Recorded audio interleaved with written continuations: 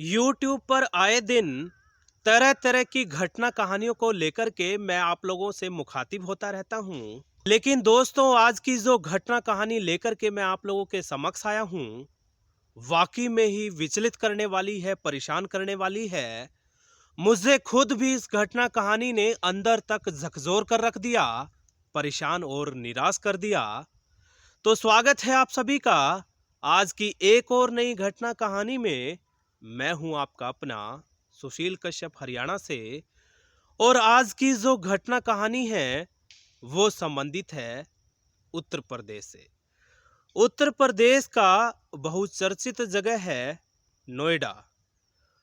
उसी नोएडा जिले के अंतर्गत एक जगह पड़ती है बिसरख, और उसी बिसरख थाने के अंतर्गत दूर दराज के इलाके से एक महिला उत्तर प्रदेश पुलिस की हेल्पलाइन 1090 पर कॉल करके साफ और स्पष्ट लहजे में बोलती है कि मैं फला फला जगह से सुनीता बात कर रही हूँ, जितनी जल्दी हो सके आप हमारे घर चले आइए, हमें आपकी बहुत ज्यादा आवश्यकता है।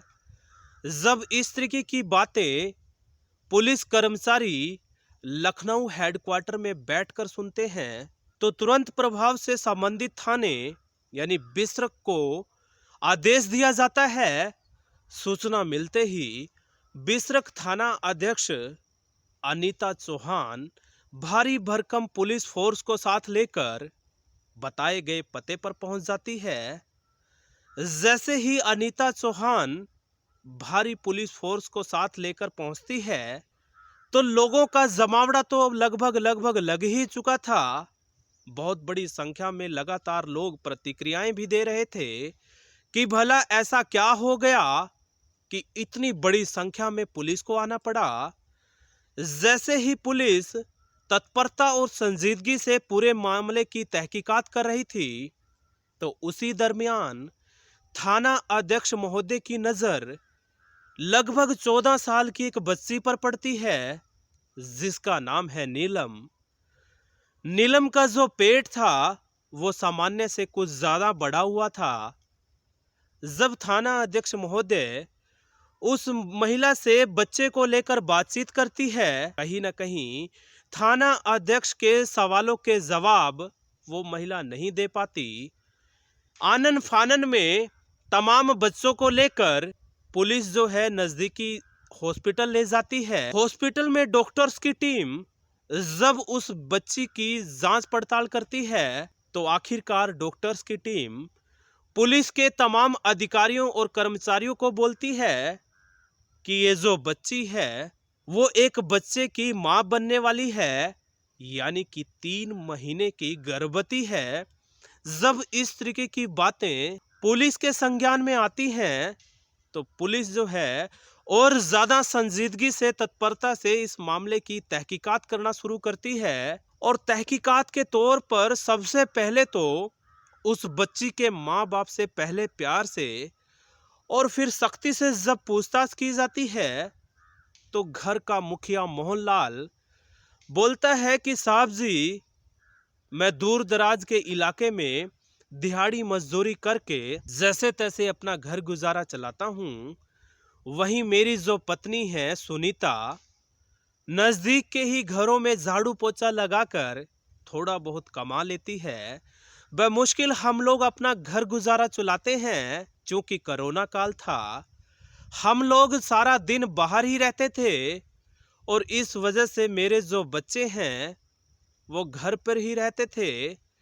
और उसी दरमियान मेरा छोटा बेटा मेरी बड़ी बेटी यानी नीलम के कब संपर्क में आ गया, यानी कि दोनों के बीच में शारीरिक संबंध कब बन गया, ना तो कानो कान मेरी पत्नी को खबर लगी ना ही मुझे पता चला। लेकिन हमारे तो उस समय पांव तले जमीन खिसक चुकी थी जब डांटने और फटकारने पर उनकी बेटी नीलम ने तमाम सनसनीखेज खुलासे इस पूरी घटना कहानी में किए। हमने आपको सूचना देना ही बेहतर समझा।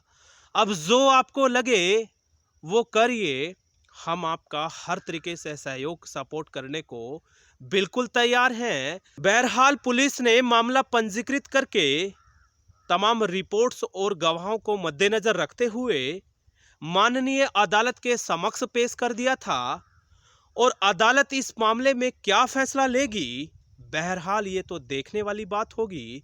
लेकिन एक ऐसा सवाल जो रह रहकर लोगों के जहन में आ रहा है, वो सवाल ये है कि आखिरकार नीलम के पेट में पल रहा वो शिशु इस दुनिया में जन्म ले पाएगा या फिर इस दुनिया में आने से पहले ही उस नाजुक सी कली कहें या बच्ची कहें, उसके होने वाले बच्चे को गर्भपात करा दिया जाएगा।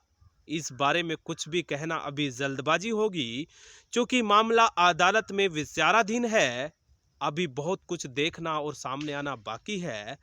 लेकिन कहीं ना कहीं देश दुनिया में बैठे हुए लोगों के दिल और दिमाग में इस घटना ने घर कर दिया है, लोगों को सोचने और समझने पर मजबूर कर दिया है।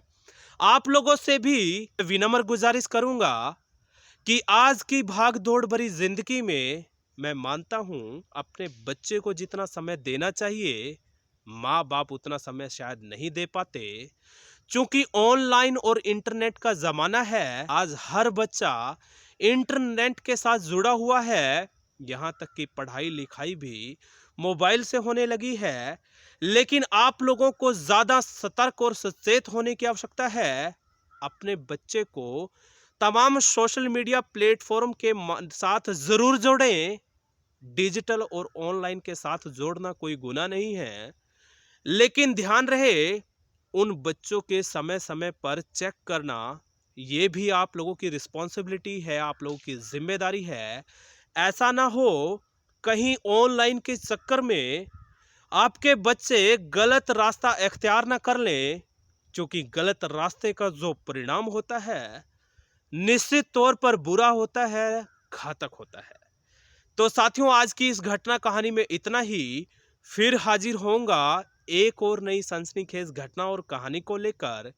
आप लोगों का इस घटना कहानी को लेकर के क्या कहना है जरूर बताइएगा। यदि वीडियो अच्छा लगा तो सब्सक्राइब कर लेना, शेयर कर लेना। कोई आप लोगों की प्रतिक्रिया हो तो कमेंट बॉक्स में जरूर दे देना। आप लोगों का सहयोग सपोर्ट करना, सब्सक्राइब और लाइक करना मुझे हौसला देगा। इसी तरीके से आप लोगों को जागरूक करते रहूंगा, आप लोगों को सचेत करते रहूंगा। बहुत बहुत शुक्रिया। आप सब साथियों का आभार, धन्यवाद।